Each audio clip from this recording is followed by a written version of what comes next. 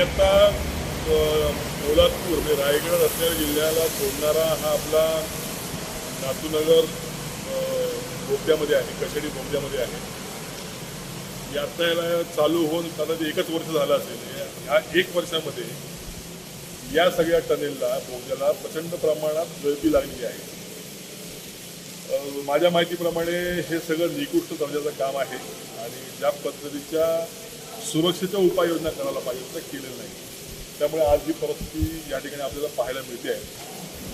मला एक यातनं गोष्ट आपल्याला सांगायची वाटते की मी खेड नगरपालिकेचा नगराध्यक्ष राहिलेला आहे आणि मे महिन्यामध्ये ज्या वेळेला पाणी टंचाई येते तर इथं पूर्णपणे चांगलं पाणी उपलब्ध आहे.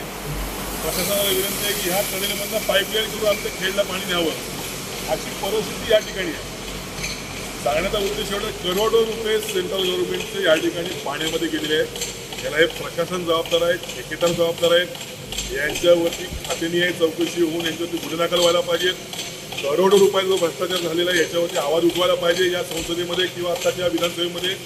आणि आमच्या कोकणवासियांच्या माती हा जो काही निकृष्ट दर्जाचा हायवे किंवा खराब हायवे त्यांनी हे केलेला आहे, पण चांगला हायवे आणि चांगल्या पद्धतीचे रस्ते, चांगल्या पद्धतीचे टनेल आम्हाला या ठिकाणी हवे आहेत. हे जर मिळालं नाही तर आम्ही कोकणवासीय सगळे या ठिकाणी रस्त्यावरती उतरू, एवढं तुम्हाला या ठिकाणी सांगतो.